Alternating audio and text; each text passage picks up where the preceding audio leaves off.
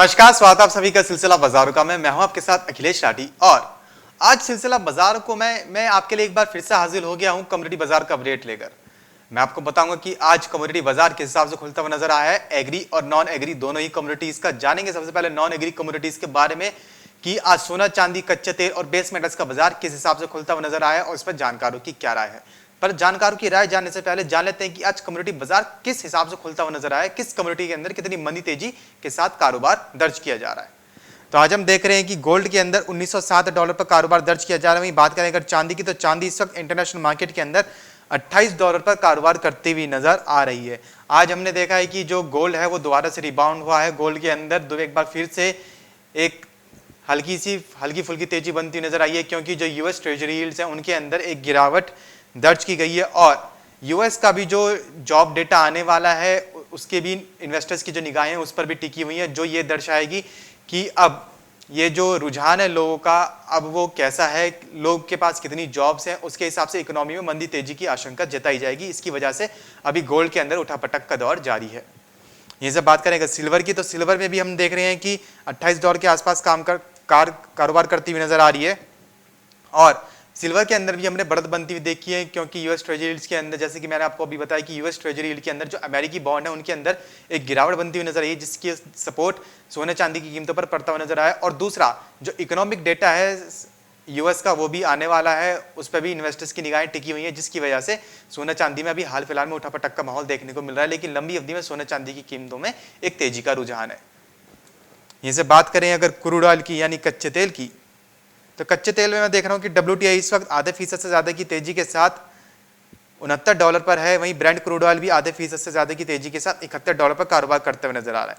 जब से हमने देखा है कि जो खबरें निकल के ओपेक की जो बैठक हुई है, ओपेक प्लस और ओपेक की कच्चे तेल को लेकर निर्णय लिए गए हैं कि आगे प्रोडक्शन बढ़ाया जा सकता है। और दूसरा ये जो खबर निकल के सामने आई कि अमेरिका की जो डिमांड है, अमेरिका में और यूरोप में कच्चे तेल की जो डिमांड है वो ज्यादा देखने को मिल सकती है rather than कि एशियाई देशों की, क्योंकि एशियाई देशों में ज़्यादातर लॉकडाउन है और ये जो कोरोना के केसेस हैं वहाँ पे ज़्यादा देखने को मिल रहे हैं। लेकिन अमेरिका को ऐसी उम्मीद है कि कच्चे तेल की जो डिमांड है आने वाले समय में कुछ महीनों में बढ़ती हुई नज़र आ सकती है और दूसरा ओपेक के द्वारा भी जो कच्चे तेल का उत्पादन है वो बढ़ता हुआ नज़र आ सकता है। तो जो ओपेक है वो अपना प्रोडक्शन बढ़ा सकता है कच्चे तेल का। इसी वजह से कच्चे तेल की कीमतों में अभी हाल फिलहाल में तेजी बनती हुई नज़र आ रही है और जो तेल उद्योग कंपनियाँ हैं, जो ऑयल कंपनीज हैं, वो भी इस फैसले के लिए तैयार हो रही हैं धीरे धीरे।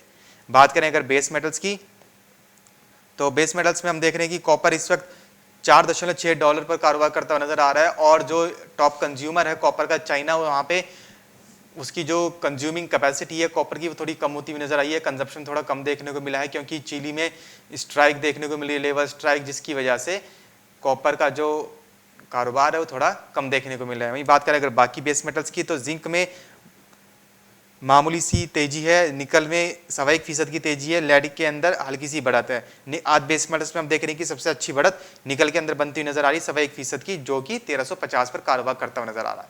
अब आज यहाँ पे क्या किस कमोडिटी के अंदर क्या करके चलना सही रहेगा, आइए जान लेते हैं रूपा जी से। रूपा जी बहुत बहुत स्वागत है आपका मार्केट टाइम्स टीवी पर।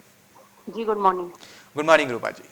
रूपा जी आज हम देख रहे हैं कि सोने चांदी के अंदर एक हल्की सी बढ़त बनती हुई नजर आई है। बीते सप्ताह के मुकाबले एक बार दोबारा से रिबाउंड देखने को मिला है सोने चांदी के अंदर।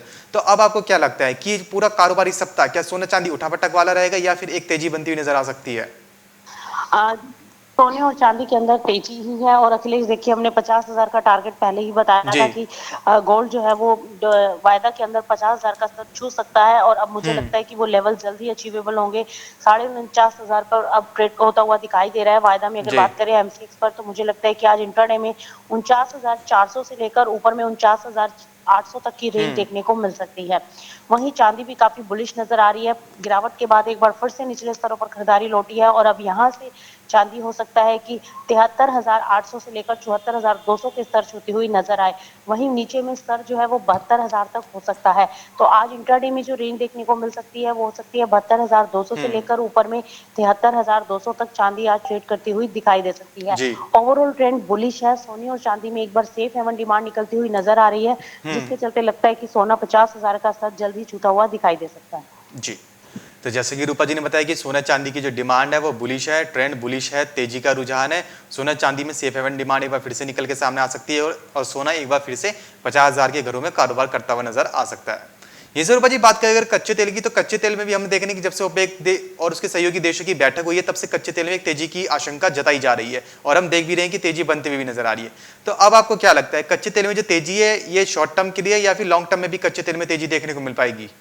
देखिए अखिलेश, तेल में $70 मैंने लगातार बताया कि $70 जी एक बार फिर से बाजार जाता हुआ दिखाई दे सकता है और आज आप देखिए $70 के पास बाजार जाने की कोशिश में है और जी। वहीं डोमेस्टिक मार्केट में टारगेट अचीव हो चुके हैं। 5,000 का जो हमने टारगेट दिया था वो अचीव हो चुका है। अब यहाँ से 5,000 के ऊपर सस्टेनेबिलिटी है और मुझे लगता है कि अब ऊपर में 5200 के स्तर भी कच्चे तेल में देखने को जी मिल सकते हैं।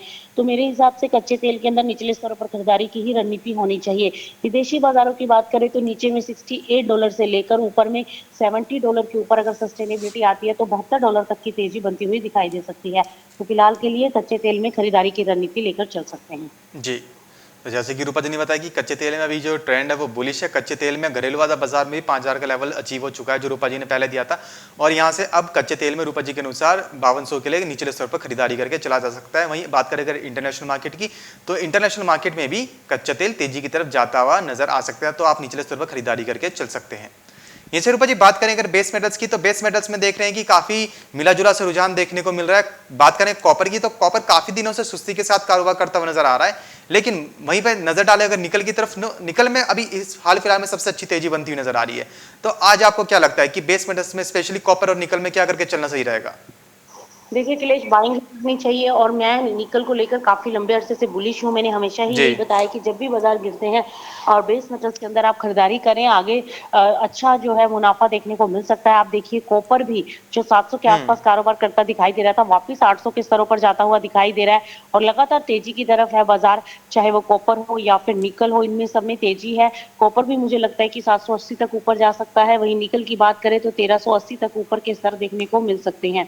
तो बहरहाल के लिए सभी बेस मेटल्स के अंदर अपसाइड मोमेंटम बनता हुआ दिखाई दे रहा है। अब जिंक देखिए 240 के ऊपर है, अब यहाँ से 245 से 246 के स्तर जिंक में भी देखने को मिल सकते हैं। इंट्राडे जी में हो सकता है थोड़ा बहुत प्रेशर हो, लेकिन ओवरऑल ट्रेंड पॉजिटिव है। आने वाले दिनों में और ज्यादा तेजी बेस मेटल्स में आती हुई दिखाई दे सकती है। तो इसलिए जब भी बेस मेटल्स के अंदर गिरावट आती है, उस गिरावट के अंदर खरीदारी की रणनीति लेकर चला जा सकता है। जी। तो जैसे कि रूपा जी ने बताया कि बेस मेटल्स में निचले स्तर पर यानी गिरावट पर खरीदारी करके चला जा सकता है, क्योंकि ओवरऑल जो ट्रेंड है बेस मेटल्स का लंबी अवधि में तेजी की तरफ है। और भारत में भी जब 1 फरवरी 2021 को बजट पेश हुआ था उसमें इंफ्रास्ट्रक्चर डेवलपमेंट पे फोकस किया गया था। और वहीं जब बात करें अगर यूएस की, तो हाल फिलहाल में ही यूएस के प्रेसिडेंट जो बाइडेन ने भी इंफ्रास्ट्रक्चर डेवलपमेंट को लेके बजट पेश किया है, जिसकी वजह से आगे जाके बेस मेटल्स में कहीं ना कहीं तेजी बनती हुई नजर आ पाएगी।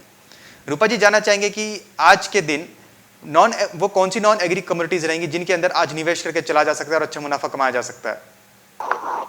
इंट्राडे तो मुझे लगता है कि चांदी में निवेश किया जा सकता है। चांदी में तेजी है। कच्चा तेल सबसे अच्छा लग रहा है मुझे। जी यहाँ से 5100 के टारगेट के लिए करंट लेवल पर कच्चे तेल में खरीदारी की जा सकती है जून वायदा में, और स्टॉप लॉस 5020 का लेकर चल सकते हैं। वही निकल अच्छा है, निकल के अंदर बाइंग कीजिए। निकल में 1380 का टारगेट लेकर चला जा सकता है। जी। तो जैसे कि रूपा जी ने बताया कि आज कच्चा तेल उन्हें सबसे अच्छा ज़्यादा लग रहा है और कच्चे तेल में निचले स्तर पर खरीदारी करके चला जा सकता है। और वहीं सोना चांदी में भी आप खरीदारी करके चल सकते हैं और उसके साथ बेस मेटल्स में निकल में भी खरीदारी करके चल सकते हैं। रूपा जी ने जो लेवल्स दिए हैं आप उन पर खरीदारी की रणनीति बनाकर चल सकते हैं और अच्छा मुनाफा कमा सकते हैं।